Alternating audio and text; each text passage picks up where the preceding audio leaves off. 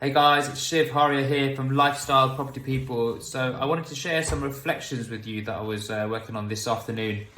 Just thinking about sort of my future and, hoping at some point in the future, I might be a father. And just sort of thinking about how that impacts the way that I conduct myself, specifically when it comes to my finances, specifically when it comes to my investments.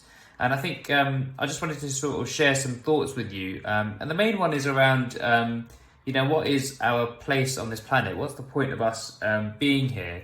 And biologically, we know that, our place is to reproduce and that's fine. But then we start thinking, well, what's the actual purpose of it? Why are we even here in the first place? And if we watch The Matrix, then we say, well, our purpose is to be a battery for AI, which is, quickly taking over. But maybe there's more to it. And ultimately, that more to it is to say that we're here to reproduce and have kids, but we're also here to do something in the world and to pass these lessons that we have learned onto our children. Once we pass them on to our children, we want them to kind of build on the foundation of what we've been able to do in our life, not just financially, but financially from a morals perspective, from a values perspective, from a mission perspective. Everything that we've been able to do in our life is kind of like, here, this is the foundation. Our parents were here. We're now here, we built on their foundation, and then the job of our kids is to kind of build on our foundation. And we want to be able to give our kids the kind of best start in life, give them the leg up in the world, because, the fact is it's getting harder and harder. And I was talking to somebody yesterday about private schools and public schools and which one do you send your kid to. And the reality is that for a lot of people, private schools are just sort of outside of their financial reach. And even if they have sort of some money that they've got from, whether it's from selling something, some asset, or whether it's from inheritance, it's just one kind of lump sum of money, and then once that's used, there's no more money, which means it's much harder for people to consider sending their kids to private school. Anyway, the conversation sort of revolved around like, what's the values that we're trying to pass on to our kids? And of course, one of the main values is, be kind to people. We always talk about that. Second value is education. And the reason why education is such a big value is because we know that education, and specifically, talking about like critical thinking, the ability to think critically, not specifically academic education, but the ability to think critically is going to help our kids to stand out in the world. It's going to help our kids to further themselves and ask the right questions at the end of the day. And if they ask the right questions, then they're going to be able to make the most of this world that is given to us and build on that foundation that our parents gave to us and that we hopefully are going to provide for our kids. And when it comes to financial, the fact is we want to be able to provide for our kids. And I said education is one of the things, in terms of public and private school. But the other thing is housing.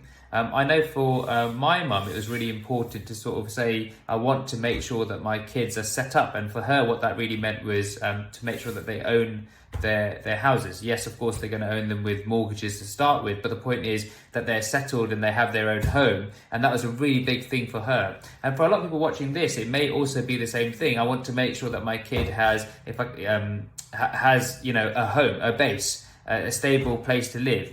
And the fact is, if you're going around trying to buy a house right now in sort of Greater London, then you are probably looking at kind of upward. This is a starter home I'm talking about, kind of like upwards of £400,000-500,000, probably for a 2-bedroom flat or something like that. And of course, from there they want to progress on to eventually owning a home which has a garden, a freehold house that has a garden and a driveway and all of the rest of it. But the fact is that in 5 years' time, in 10 years from now, those houses that are £500,000 now are not going to be £500,000. Inflation is rocketing, and not just the fact that inflation is rocketing, but the fact that demand is greater than supply, which means that the price of houses is going up. And in 10 years' time, those houses will be £1 million. So people say, well, £1 million, that's quite a lot. Like, how can we get to the fact that mentally, how can we understand the fact that starter homes are going to be £1 million? Well, just cast your mind back to 10 years ago. 10 years ago, those same houses that are £500,000 now were probably £250,000. And 10 years before that, they were £125,000. So really, whether it's 10 years or 12 years or 15 years, my point is that over time, house prices are going to increase. And what are you doing as a parent to be able to provide for your kid, to be able to give your kid the leg up in the world that you want to? And financial provision is definitely a top agenda item when it comes to providing for our kids in these days. Frankly, for me, it really comes down to, and a friend of mine said it best. He said, once you're done, you can have fun. And what he meant by that is, once you have been able to set yourself up financially, that means that you can now do the things that you want to do rather than the things that you have to do to survive. And we all know what this means. We've all been in this position where we just have to do stuff. We just have to, take this job, whatever it might be, even though we don't like it, because we need it to be able to pay the bills and pay the food and all of that kind of stuff. But eventually, hopefully, everyone gets to the point where they have enough assets saved away that will create an income stream that means that they can go and do the things that they want to. Whether they do or not is up to them. But of course, what we want for our kids is to be able to do that. We want for our kids to be able to go out there, live the life that they want. And they're going to feel much more secure about doing that if they have the financial provision behind them, if they have the ability to have freedom from bills, basically, is what we're talking about. Freedom from bills, I think, is a really important thing, and that's something that we can help with for our kids.